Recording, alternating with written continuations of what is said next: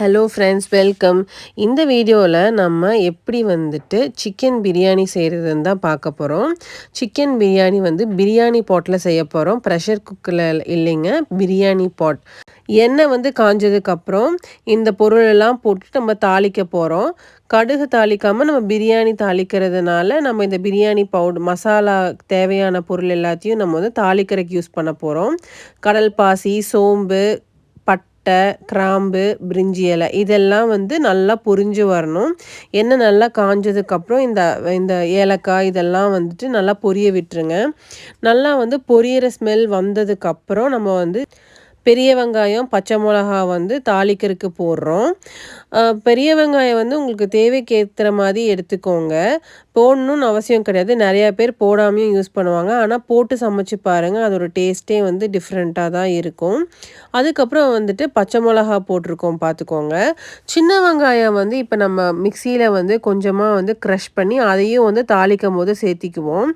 ஃபுல்லாக அரைச்சிடாதீங்க, ஜஸ்ட்டு வந்து ஒரு பல்ஸ் பண்ண மோடில் வச்சு பண்ணிக்கோங்க. அதே மாதிரி புதினாவும் மல்லியும் வந்து அதே மாதிரி அரைச்சிக்கோங்க. அரைச்சி இதெல்லாம் தனித்தனியாக வந்து அரைச்சி வணக்கி எடுத்துக்க போகிறோம். அதுக்கப்புறம் வந்துட்டு இஞ்சி பூண்டு பேஸ்ட். இந்த இஞ்சி பூண்டு பேஸ்ட்டையும் வந்து வெங்காயம் வணக்கும் போதே நம்ம வந்து நல்லா வணக்கி எடுத்துக்கலாம்.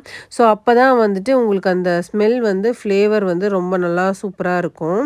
ஸோ அதனால் வந்து பார்த்திங்கன்னா வீடே வந்து இந்த பிரியாணி இந்த வணக்கும் போதே வந்து அதோடய ஃப்ளேவர் வந்து நல்லா சூப்பராக இருக்கும். நல்லா வந்து வணக்கிக்கோங்க. நல்லா பச்சை வாசனை நல்லா போயிடணும். வெங்காயம் நல்லா வணங்கிடணும். வெங்காயம், இஞ்சி பூண்டு இதெல்லாம் வந்து வணங்கினதுக்கப்புறம் தக்காளி இருக்கு இல்லைங்களா, அதே வந்து நம்ம பொடியாக கட் பண்ணி இந்த மாதிரி வணக்கிறதுக்கு யூஸ் பண்ணிக்கிறோம். தக்காளியும் வந்து நல்லா வந்து வணங்கிடணும். பச்சை வாசனை வந்து சுத்தமாக போயிடணும். ஸோ அப்போ தான் வந்து நிறைய பேர் என்ன பண்ணுவாங்கன்னா அப்படியே வதங்கவே வந்து எல்லாத்தையும் கொட்டிடுவாங்க. அதுக்கப்புறம் வெங்காயம் தக்காளத்தையும் சேர்த்து போட்டுருவாங்க.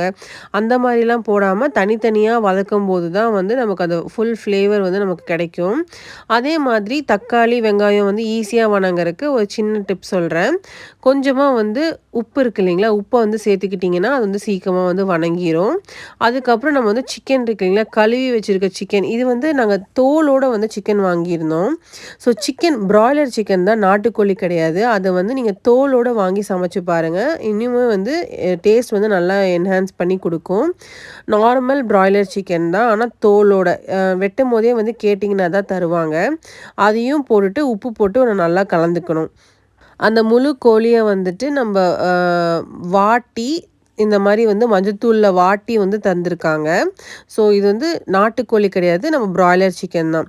நல்லா வந்து வணக்கிக்கணும். இதை வணக்கிட்டு இருக்கிறக்குள்ளே வந்துட்டு நம்ம பிரியாணி பவுடர் வந்து ரெடி பண்ணிக்கலாம். பிரியாணி பவுடர் வந்து நாங்கள் வீட்லேயே தான் ரெடி பண்ணோம். இப்போ வந்து நம்ம அந்த புதினாவும் மல்லியும் அரைச்சி வச்சுருக்கோம் இல்லைங்களா, அதை வந்து நம்ம நல்லா ஊற்றி நல்லா திருப்பி அதே மாதிரி பச்சை வாசனை போகிற வரைக்கும் பண்ணிக்கோங்க. அதே மாதிரி நெய்யும் ஆயிலும் வந்து கொஞ்சம் தாராளமாகவே ஊற்றிக்கோங்க. ரொம்ப கம்மியாக ஊற்றினீங்கன்னா வணங்காது, ஸோ அடி பிடிச்சிக்கும். இது வந்து பிரியாணி பாட் அப்படிங்கிறதுனால நான்ஸ்டிக் செராமிக் கோட்டிங் இருக்கிறதுனால உங்களுக்கு கொஞ்சம் கம்மியாகவே தேவைப்படும். மற்றவங்க நான் சொல்கிறது வந்துட்டு சப்போஸ் ஒரு பாத்திரத்தில் செய்கிறீங்க, அடிகனமான பாத்திரத்தை செய்கிறீங்க அப்படின்னா நீங்கள் வந்து கொஞ்சம் நெய் வந்து விட்டுக்கோங்க. ஸோ அதனால தான் வந்துட்டு அது அடியில் வந்து ஒட்டாது. பிரியாணி பொடிக்கு வந்து என்னென்னலாம் நாங்கள் போட்டிருக்கோன்னு பார்த்தீங்கன்னா வந்துட்டு கொத்தமல்லி, அதுக்கப்புறம் மிளகு, வரமிளகா, காரத்துக்கு வந்துட்டு நம்ம இங்கே வணக்கறக்கு வந்து பச்சை மிளகா போட்டிருக்கோம் இல்லைங்களா, ஸோ அரைக்கும் போது நாங்கள் வந்து இந்த பிரியாணி பவுடர் கூட வந்துட்டு வரமிளகா, கொஞ்சம் மிளகு, சீரகம், சோம்பு இதெல்லாம் வந்து போட்டு அரைச்சிட்றோம். அதே மாதிரி பட்டை, அதுக்கப்புறம் கிராம்பு, ஏலக்காய், அப்புறம் பிரிஞ்சி இலை இது எல்லாமே வந்து இந்த பிரியாணி பொடி கூட ரோஸ்ட் பண்ணாமல் சும்மா ட்ரையாக வந்து அரைச்சி எடுத்து வச்சுக்கிறோம். ஸோ இது வந்து நீங்கள் என்ன குவான்டிட்டி வேணாலும் நீங்கள் யூஸ் பண்ணி எடுத்துக்கலாம். ஸோ இது வந்து தேவையானப்போ நீங்கள் வந்து அரைச்சி வச்சுக்கிட்டிங்கன்னா நீங்கள் ஸ்டோர் பண்ணி கூட நீங்கள் வச்சுக்கலாம். அதுக்கப்புறம் நான் தனியாக உங்களுக்கு ஒரு வீடியோ போடுறேன். ஸோ இங்கே வந்து அந்த பிரியாணி பவுடர் வந்து நாங்கள் ஒரு 4 டீஸ்பூன் யூஸ் பண்ணியிருக்கோம்.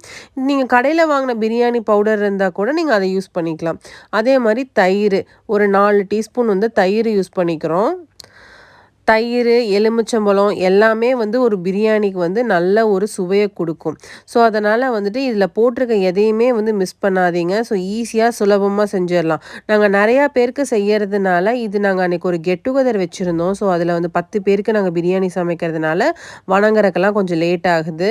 ஸோ, அதனால தான் நான் வந்து குவான்டிட்டியும் எதுவும் உங்களுக்கு வந்து ஸ்பெசிஃபை பண்ணல. ஸோ, உங்களுக்கு பார்த்தீங்கனாலே உங்களுக்கு வந்து அளவுகள் தெரியும். நல்லா வந்து இது வணங்கவே வந்து இந்த பச்சை வாசனை வந்து போறது வந்து உங்களுக்கு தெரியும். அத நல்லா வந்து மூடி வச்சுக்கலாம்.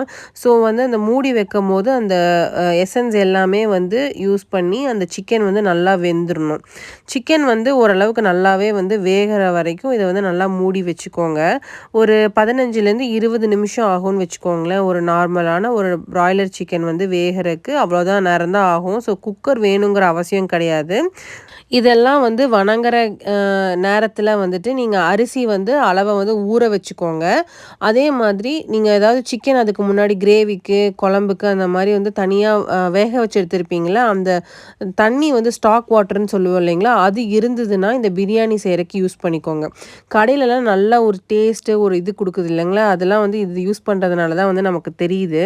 ஸோ இதுவே வந்து இந்த ஸ்டாக் வாட்டர் வந்து நாங்க இருந்துச்சு. நாங்க கிரேவி செய்யும்போது நாங்க வேக வச்சு வச்சிருந்தோம். ஸோ அந்த தண்ணிய வந்து நாங்க இதுக்கு யூஸ் பண்ணியிருக்கோம். அப்புறம் எலுமிச்சம்பழம் புழிஞ்சிருக்கோம். ஆ 1 கப் அளவு அரிசிக்கு நம்ம 1 1/2லேருந்து 1 1/4 அளவு தண்ணி ஊத்துனீங்கன்னா போதும். இது குக்கருக்கும் வந்து இதே அளவு தான் தண்ணி ஊத்தணும் நீங்க. ரொம்ப ஜாஸ்தியா ஊத்திராதீங்க. சாப்பாடு வந்து குழஞ்சிரும். அதுக்கப்புறம் இதில முக்கியமான இந்த பிரியாணியோட ஸ்மெல் அப்படின்னு பார்த்தீங்கன்னா, புதினா தாங்க. ஸோ புதினா வந்து கண்டிப்பா மிஸ் பண்ணிறாதீங்க. அரைக்கும்போதும் அரைச்சிருக்கோம். நம்ம வந்து சேர்க்கும்போதும் சேர்த்தி நல்லா வந்து மூடி வச்சுருங்க. ஒரு 15 டூ 20 மினிட்ஸ்ல நல்லா சிம்ல வச்சுட்டீங்கனாலே வந்து இந்த மாரி உதிரி உதிரியான சிக்கன் பிரியாணி நமக்கு ரெடி ஆயிரும். இந்த வீடியோ உங்களுக்கு பிடிச்சிருந்ததுன்னா, கண்டிப்பா லைக் பண்ணுங்க, ஷேர் பண்ணுங்க, சப்ஸ்கிரைப் பண்ணுங்க. தேங்க்ஸ் ஃபார் வாட்சிங்.